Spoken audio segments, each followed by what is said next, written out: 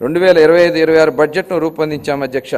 గౌరవ ముఖ్యమంత్రి శ్రీ నారా చంద్రబాబు నాయుడు గారు సూచనలకు అనుగుణంగా శాఖల వారి కేటాయింపులు గౌరవ సభకు ప్రతిపాదిస్తున్నాను.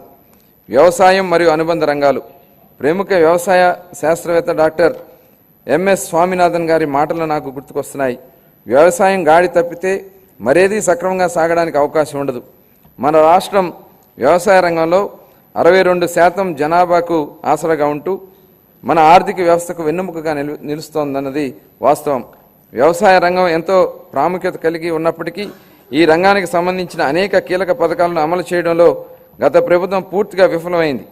వివిధ వ్యవసాయ పథకాల కింద చెల్లించవలసిన 5,510 కోట్ల రూపాయల బకాయిలను గత ప్రభుత్వం చెల్లించలేదు. వీటిలో 693 కోట్ల రూపాయల బకాయిలను మా ప్రభుత్వం చెల్లించింది. రాష్ట్రీయ కృషి వికాస యోజన కింద చేపట్టే డ్రిప్ ఇరిగేషన్ పథకాన్ని గత ప్రభుత్వం కొన్ని సంవత్సరాలుగా అమలు చేయలేదు.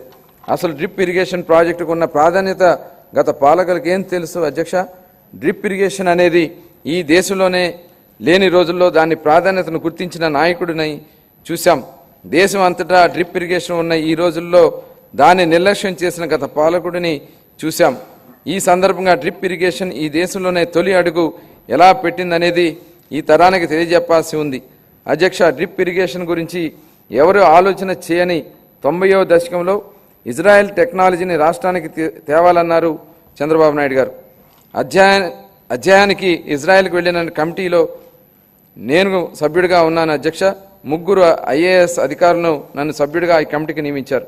నాటి ఉమ్మడి రాష్ట్ర ముఖ్యమంత్రి చంద్రబాబు నాయుడు గారి సూచన మేరకు దాన్ని అధ్యయనం చేసి అందించిన నివేదిక ఆధారంగా దేశంలోనే తొలిసారి ఉమ్మడి రాష్ట్రంలో డ్రిప్ ఇరిగేషన్ పైలట్ ప్రాజెక్టును ప్రారంభించాం.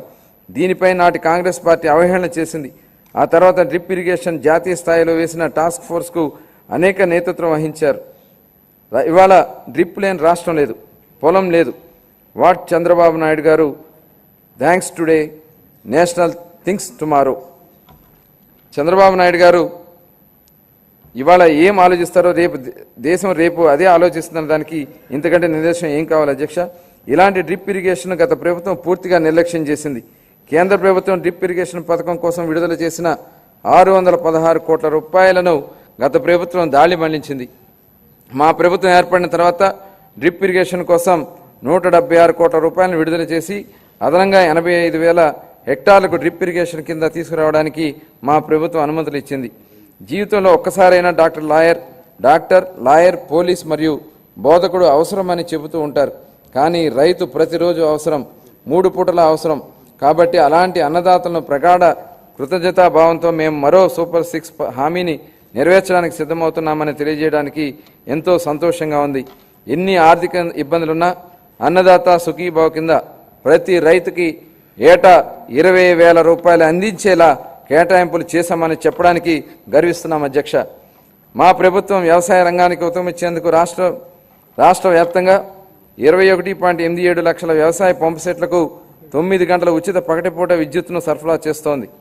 చేపల వేట నిషేధ కాలంలో మత్స్యకారులకు అందించే ఆర్థిక సహాయాన్ని 10,000 రూపాయల నుండి 20,000 రూపాయలకు రెట్టింపు చేస్తామని మేనిఫెస్టోలో మరో హామీని నెరవేర్చడానికి తగిన కేటాయింపులు చేశామని సంతోషంగా ప్రకటిస్తున్నాను. 2025-26 ఆర్థిక సంవత్సరానికి వ్యవసాయం మరియు అనుబంధ రంగాలకు 13,487 కోట్ల రూపాయల కేటాయింపులను ప్రతిపాదిస్తున్నాను.